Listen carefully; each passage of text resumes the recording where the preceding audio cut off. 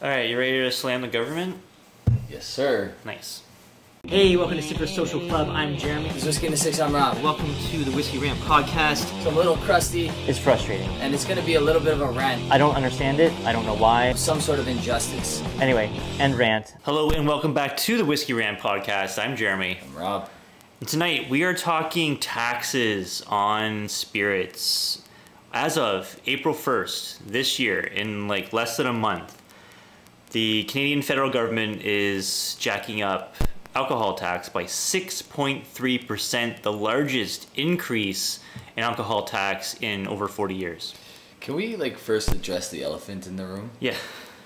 Why April 1st? Is this Because not joke's on us, that's right? fucking why. Yeah, how much satiric tragedy can you actually yeah. April Fool's Day, we're Yeah. gonna increase the taxes more to a place that's already the highest taxed place in the entire world. Yeah, so Canada is the highest tax nation of all G7 nations. We pay the most alcohol tax. We should be clear about that. Alcohol tax. Out of any country. Yeah. You're looking at a bottle of spirits that's sold in Canada, upwards of 75% of the total cost of that bottle is just in tax. And now with this increase, we're probably going to be well over 80%. This tax being applied at the manufacturing level. So if you produce spirits in Canada, you're getting taxed that. If you import them, you're getting taxed that. It's a 6.3% increase. It just seems like it's coming at a time where it's such a slap in the face to people in this country who like to enjoy spirits and alcohol. It's what more are they going to do? How much can we go? Are they going to cap it, or are they just going to charge us tax and tax and tax and tax and tax and over and over and over again? It's laughable because we're already so made fun of by the rest of the world. Everybody knows that, it's the running joke on both of our channels how much we pay for whiskey. You know what I mean? It's not getting easier to run this channel. Let's put it that way. This comes at a cost. Yeah. And it's these the YouTube red zone can only go so far. We really don't get, I don't know about you, but I don't get enough money to support this channel. No, it's funded totally for the most part by us in large amounts. Yeah. Even with Patreon revenue, my Patreon, where I speak for myself, the bottles that I put out on Drink My Bar, I don't profit from giving samples to the patrons. Those essentially more or less pay for themselves, and I get to drink the whiskey for a little bit, and I get to review it. But for the most part, there's no profit coming out. It's just those bottles pay for themselves with the Patreon support. So yeah, because you're doing the cost of shipping and the cost of bottles. Shipping. So when I started Patreon, shipping a sample out to someone was around $10. Now it's upwards of $25 just to send one sample out. Yeah, it's nuts. More than doubled. It's almost tripled. Yeah, so you're not just getting nailed by the actual liquor tax, you're getting nailed by the courier taxes and stuff that's all skyrocketed since COVID hit. Yeah, to give an example to just how much Canada pays in tax, it's well over double of what the US pays for tax. For instance, if we pay 80% of the bottle, this cost of the bottle is in tax, the Americans would be 35%, something like that. It begs the question, how are these companies going to be able to run a profit? That's the thing. That's the problem, right? People aren't looking to Canada to start a spirits company here, because there's so much red tape, especially selling in Ontario. Yeah. Now you're looking at a huge amount of tax you have to pay to get your product going. Yep. And what drives down costs for consumers? Competition, but the competition is going to be leaving. It's going to just be left with the big dogs, and they can price gouge if they want to, right? Absolutely. This is what's happening with grocery chains in Canada right now. Huge amount of price fixing happening with grocery cost of food skyrocketing, and grocery stores are posting all-time profits. Yeah. You think if it was just inflation or just cost of food, their profits would stay the same or maybe go down, but no, they're benefiting a huge amount. Absolutely. For lack of competition. Yeah, and they try to make it seem like they're not, and they try to make it seem like, What is it? 6.3? 6.3% increase. Yeah. 6.3%. I can't wait to see what the LCBO does with this, because the LCBO is going to take that 6.3% and multiply it by like some absurd number, Yeah. because they got to make extra profit on this. This is another way for them to make more money. Yeah. That's the way I view it. Like I have no respect for that company. So as soon as something like this happens, I automatically assume they're going to multiply this by 3. Yeah. And like the federal government is like selling this as, it's the cost of inflation. It's, maybe they're citing that new Health Canada report saying that the recommended alcohol intake per week is 2 drinks when it used to be 10 to 15. Yeah. Like a year ago, and now it's 2. 2 drinks a week? Well, that's just not feasible, not in this country. Well, come on, man. 2 drinks a week, what's that going to do for you? I mean, that doesn't even get you through a day. Yeah, so 2 drinks is the equivalent of what? 3 ounces, right? Sure. Because it's one and a half ounces is a serving. Yeah. When it comes to like spirits. Yeah. Right. So, yeah. I mean, what was the agenda behind that? Here's my conspiracy theory. Okay. Is that Canada spent upwards of $45 billion during the COVID lockdowns to pay people not to go to work, to pay businesses to stay closed, Yeah. and they want that mistake back. Yeah. I think they want some of that mistake back, because that, arguably, some people will say that it really had no effect, closing restaurants and gyms and stuff like that. It really had no effect. Sure. And you gave people all this money not to work and to stay closed for a long period of time. Yeah. And then when you decided, well, this is too much, nothing had really changed as far as like the spread of COVID. It was arguably worse. So you really did nothing. It had no effect. I mean, think of what a $45 billion injection in cash could have done to our healthcare system. Oh, yeah. Yeah, there was, I mean, not to get into like too much. We don't want to get politics into here. like we don't want to dive deep into like COVID or politics, because the COVID conspiracy. we're no experts at all in any of those things. Yeah, Like, we don't know exactly. anything. We really don't know anything. No, and I honestly, I don't want to know.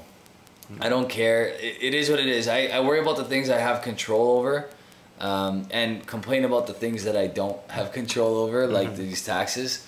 But at least it's a tangible thing, and I can speak to it and my experience around it. And simply what it's made me do is, for the last few years, I've been stocking up on things that I know I really want to drink. Yeah.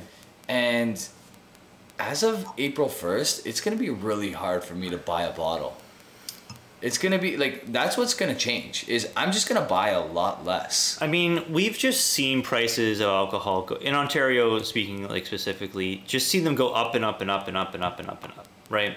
Like a bottle that we paid, let's say $100 for 5 years ago is now $175, right? Yeah. It's like, it's crazy. Yeah. The prices, the increases that they've just somehow done. Yeah. And now it's like, okay, it's 6.3% more.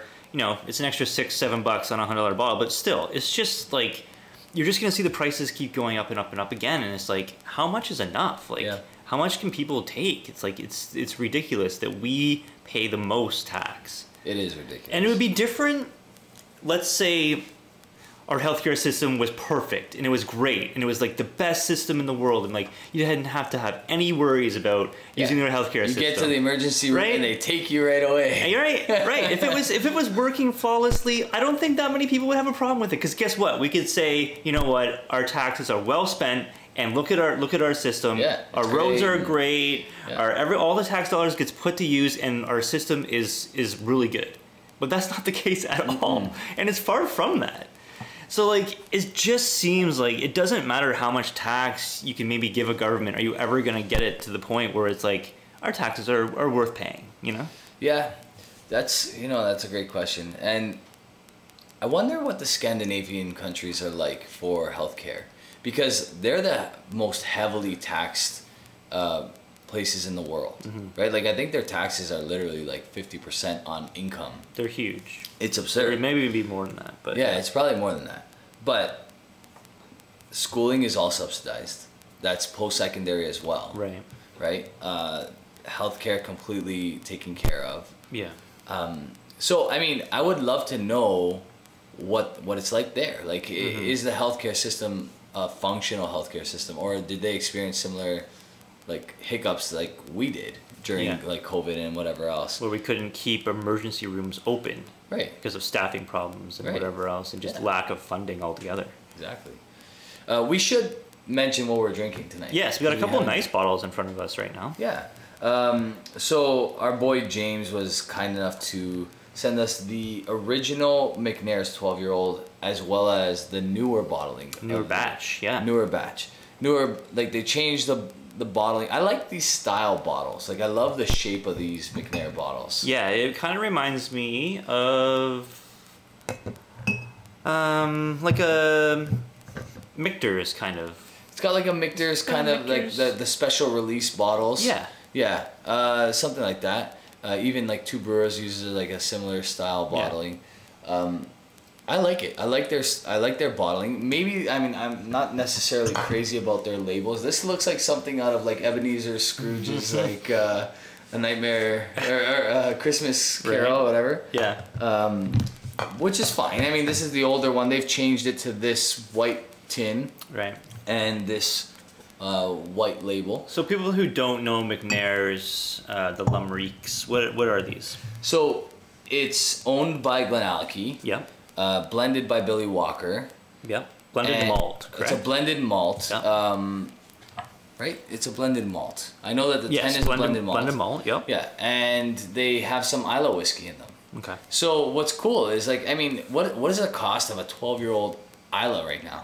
To buy like a cask? Yeah, I don't know. Well, I mean, even just in general, like you go buy a bottle of a 12-year-old Islay single malt. What's that? Well, if you're 46%. looking at 46, yeah, like well over $100. Yeah, like KWM just released that they have a Ardbeg. Did you see this? No. They have an Ardbeg 8-year-old single cask. Okay. Guess how much? Is it cask strength? It's a single cask, so it's cask strength. Yeah. Yeah. I don't know. It'd be over 200 probably. $950. What? Yeah. No way. I swear. It's an 8-year-old. No, it can't be. Yeah, no. 900. I'm not exaggerating. I wish it was a typo. I'm gonna show it to you right now just to show you. That's fucking bonkers. But that is what Ardbeg is. Like that. Like this is what you're paying for Islay. Islay has such a cult following now that people are willing to pay absurd amounts of money for it. So when you get something like this, that you can clearly taste the Laphroaig in this. So it's undisclosed Islay. Undisclosed Islay, but you're saying Laphroaig. I completely get Laphroaig on it. Like this almost reminds me of like a Carchus, the darker one. And it doesn't really give a breakdown, does it? Because like this is like essentially it's Glenallachie blended malt with undisclosed Islay distilleries. Yeah. Like more so than the 10. Like the 10 I got a little bit more barbecue notes, whereas this is like indiscriminately Laphroaig 12-year-old. Yeah. Right? And like, well, how often do you get a chance to say Laphroaig 12-year-old? You don't actually ever say that because it's always the 10. So I feel like that, yeah, look, here it is. $925 plus GST. This is insane. It's a 2013. 8 years old. 60.7%. It's an Ardbeg single cask. Second fill Manzanilla. Okay, I mean that's a rare thing. You don't get that, but like, yeah, of course, that price is absurd. No, it's even if it was half that price, I'd still say that's crazy. Yeah, I couldn't pay like. I'm like in my head, okay, if this is over $250, I'm not even looking at it. Yeah. I was thinking it was gonna be $300. Yeah. And like my guess was like over 200, right? Yeah. Like that's crazy. And I know KWM is not jacking up the price on this. Right. I know Andrew's not the type of guy to do that, so they had to pay either. I'm not sure if it's their single cask or they just received a couple cases of a single cask. I see. Right. But that's gonna sit, I think, for a long time. Like I don't know, are there people that crazy to like open that cupboard to your left? The other side. Yeah, you're gonna have to like scoot a little bit. There's an 8-year-old in there that I still haven't opened yet. It's the first bottle there. But this was like 80 something bucks. This was like 90 bucks. This is the Ardbeg Committee release 8-year-old. Right. 50%. We can open that now if you want. But that was like 90 bucks. Yeah. So what's so special about this single cask to make it like times 10? Yeah, I don't see too many people buying that to crack it to open it. I mean, maybe it's an investment bottle, but Is it though? Like it's an 8-year-old. It better make you live forever. like it better you taste it, and like it better make you either like never need the touch of a woman again, or like I don't know. I don't get it. I really don't. I don't understand. Oh my, yeah, that's fucking crazy. These Macnairs are nice. They are really nice. This one's more fruity. Do we know the difference between these two releases? Obviously, one's a little darker. Maybe you can expect maybe some more sherry casks, perhaps. And this is the newer one, correct? The newer one's the darker one. The newer one is the darker one. The newer one's the darker one. I'm digging the older version. Like I think it's actually really tasty. I mean, if you're gonna have someone blend up a cool kind of concoction like this, B. Walker's the guy to do it, right? Yeah. This might not have Lafroig in it. This one does. You think the newer one has Lafroig? The newer one has Lafroig.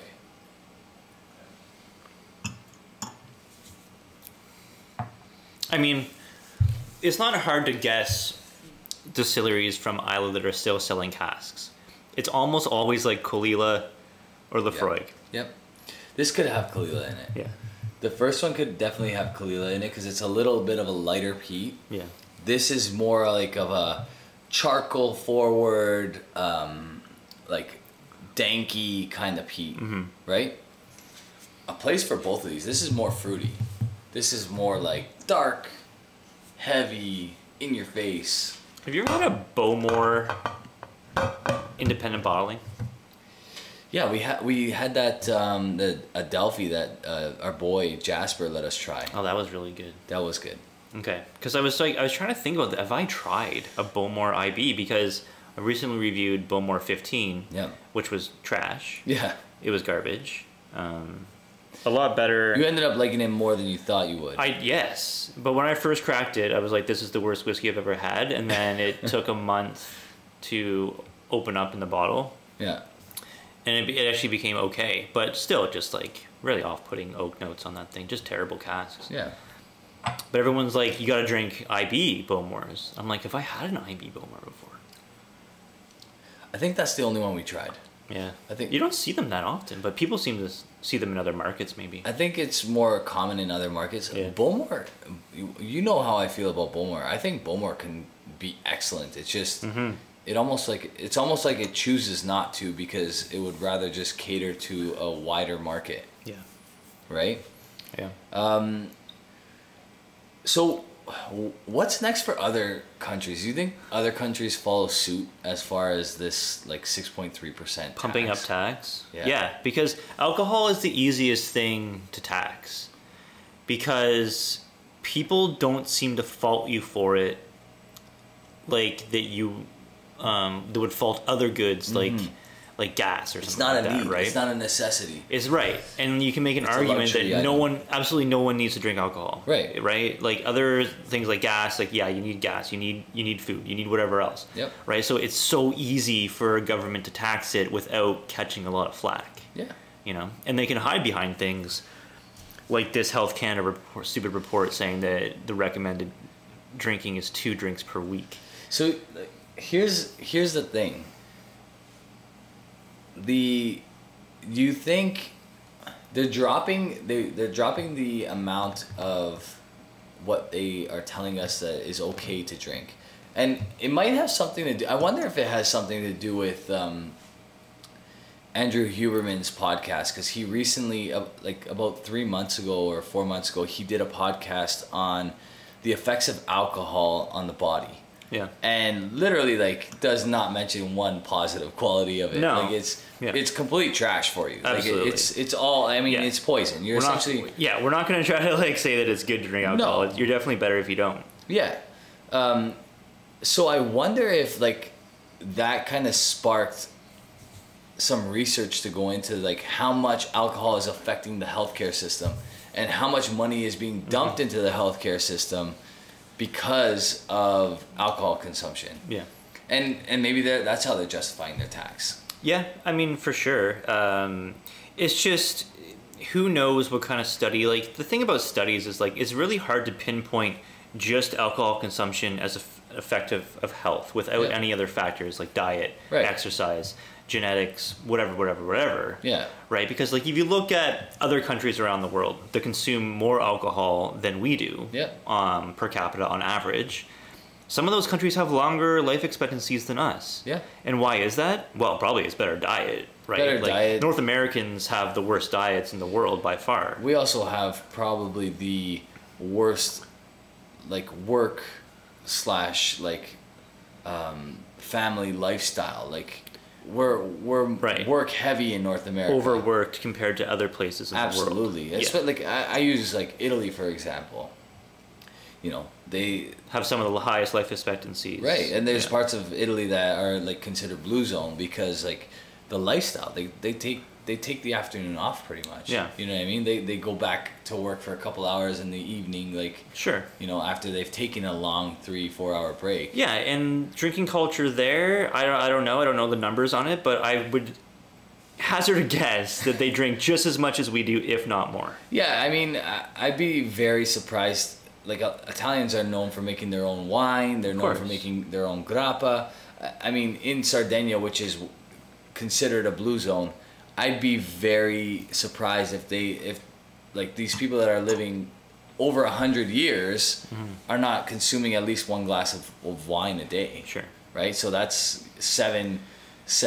Yeah, like, triple the recommended amount that Canada is saying. More than triple, right? So, yeah. I mean, listen. If you're drinking in moderation, I think you're gonna be okay. Yeah. If you know, it's a problem for some people, and that's unfortunate. But I think that health is an overall thing. It's not just one thing, right? It's absolutely. Like, you need to do a bunch of things to ensure your health. It's not just, oh, you know, I don't drink alcohol, so therefore I'm going to be healthy. It's like, well, you need to look at your diet, you need to look at your exercise, you need to look at your mental health, you need to look at everything. Absolutely. Right? It's a balance of all those things together. Yeah. And alcohol can definitely be a part of a healthy lifestyle. Without a doubt, it can be. What's more healthy, 4 beers or 2 liters of Coca-Cola? Do the math.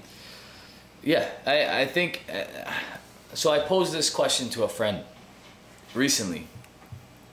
I said, "Are we gonna see an uptick in heart attacks due to like clotting and that sort of thing now that people are reducing their alcohol consumption to like meet the standard of?"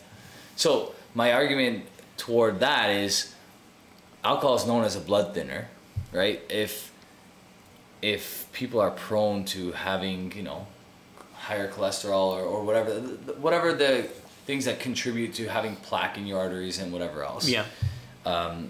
By drastically reducing your alcohol consumption, will that affect your heart? Right. Like, or maybe you were drinking so moderately that it was just like the right amount to like ensure that you have a long life. You know what I mean? Because you were prone to maybe heart attacks. Yeah. You know, so I wonder if there's going to be a little bit of an uptick there. Mm-hmm. Yeah. I mean, I don't know. It seems like the culture of alcohol is taking a turn as far as how it's perceived anyway. Mm-hmm.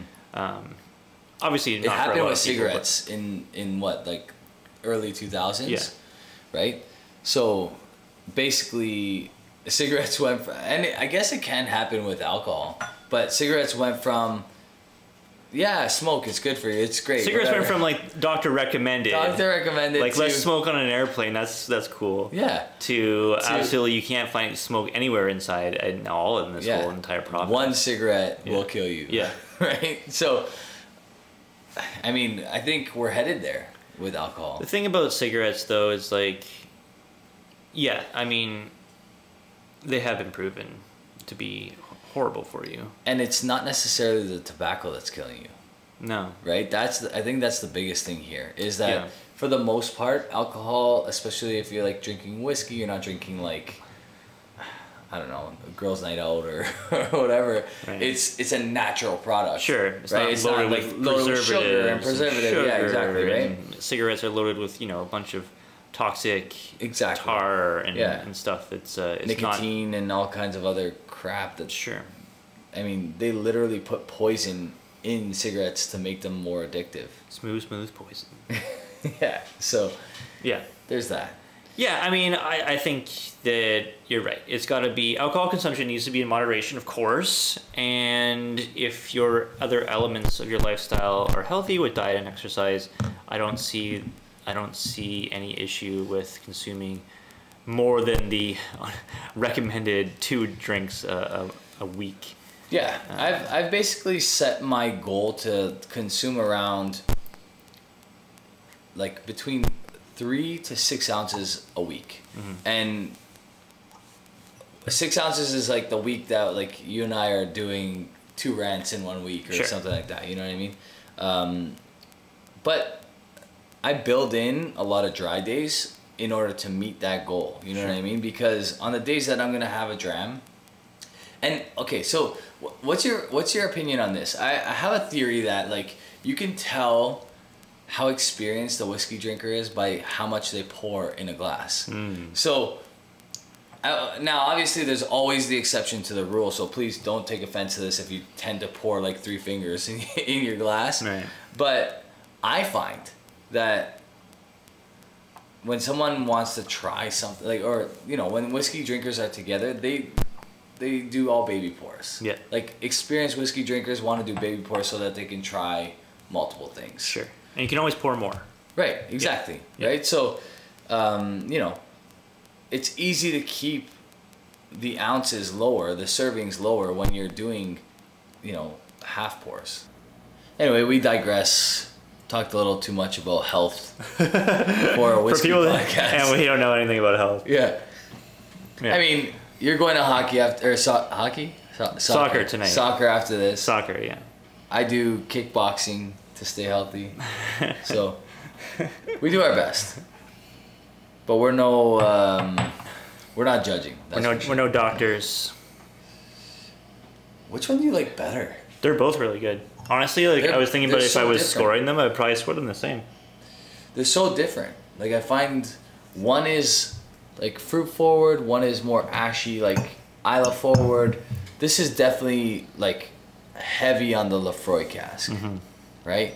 This might be a little bit more Glenallachie cask, maybe some Lefroy, but probably not much, and probably some Kalila. Yeah, I would take the lighter one. You would take the I lighter would take one? this one. I would take this Interesting. one. Yeah. So, $70 to like $80, depending on where you're buying. Yeah. Some places had it for a bit more, but you can still get it for around $70 Canadian, which I think is an absolute steal. Right? Yeah, that's a good price. I mean, we have to pay tax and shipping on that, but for the value, 12 years old, 46%, blended malt. Yeah. Very, very good. Very, very good. Yep. What are you scoring these? I'm gonna go 87 on the lighter one, the old batch, and 86 on the newer one. So pretty close. Okay. Within a point for sure. Yeah, I think I'm right there with you. I'll probably, because I think there's a time and a place for both of these. They're so different that I would probably just give them both an 87. But I think I'm right there with you. I might give the edge to the lighter one. Yeah, because it's less like you have to be in the mood for that ashy kind of. I agree. Right. But they're both really good. Really good. And great price. Yeah. Yeah. Soon to be a little bit more. Soon to be 6.3% more, which is unfortunate. I feel bad for small distilleries. I feel bad for the end consumers. Obviously, gonna have to pay the tab on this, but like restaurants are gonna it's gonna be more expensive to eat out. What's a bottle that you're recommending people stock up on before this happens? Like get a case of it because you're never gonna get it at that price again. Yeah, honestly, I think maybe like my whiskey of the year, the Compass Box Orchard House, because it's a good one. Someone just messaged me and they're like, "This is $105 US in my area." I'm like, wow. $105 US. So it's already it's a going up. $55, $60 bottle, Canadian. Yeah. Yeah, that's way more than double. I was like, what? We know that there are stores that will raise the price based on popularity, right? Yeah. We know that happens. So I mean, there's that. But yeah, that's unfortunate. But yeah, I think it's like anything that you enjoy, that has longevity that you think you'll like for a long time. I mean, we stocked up. Me personally, I bought some Glenallachie 12s. I bought some Aaron 10s. Yep. You know, Me too. stuff like that. You know, yeah. stuff that's like it's good value. It's drinkable at any occasion, and it's good to have on hand. One maybe surprise for many that I reviewed recently. It's behind you. It's the Loch Lomond 12-year-old. Okay. 46%, $65 at the LCBO. Wow. Where are you getting a 12-year-old 46% at the LCBO? That's got to be the cheapest single malt For 12 years old. that has an age statement on it. Maybe. Yeah. Right? I think so. Yeah. So I'm probably going to go back to the LCBO and get a couple more of those before the price is raised, because it's a quality whiskey for the price. Like I really, really enjoyed it. Actually, you should try it before you go. Yeah. It's solid. These are really good too, though. Definitely worth buying. And yeah, thanks again to James for Thanks, James. sending Appreciate these it. out. You're always Yeah. sending us the nicest stuff. That's right.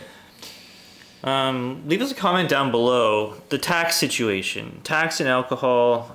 You know, the U.S. They have that 3-tier system where I get taxed on 3 different levels. Same thing happens here, but we just pay so much more. Yeah.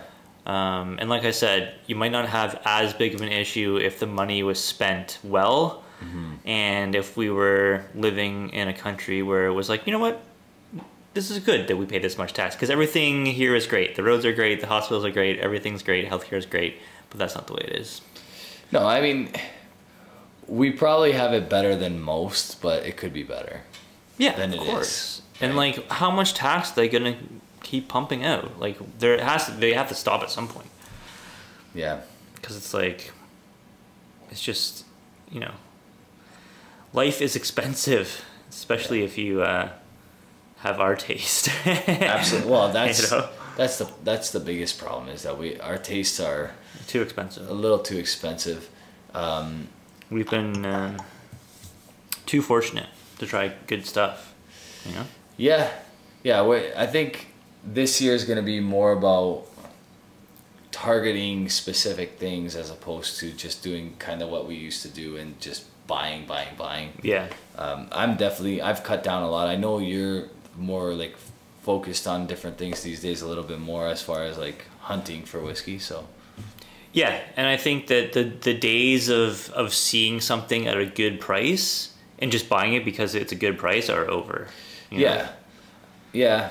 I mean, I still have that habit where if I see something at such a good price, I can't help myself, because I know that it's just getting worse from here. Yeah, and for me, it's more like, do I really want this or not? Like, yes, it's a good price, but do I really want it? That's Yeah. Probably, that strategy will allow the entire market, if everybody followed that, the entire market would come down a bit. Yeah.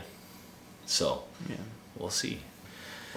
These are good though. I'm really happy with that. Nice whiskeys to have on the bar. Yeah, for sure.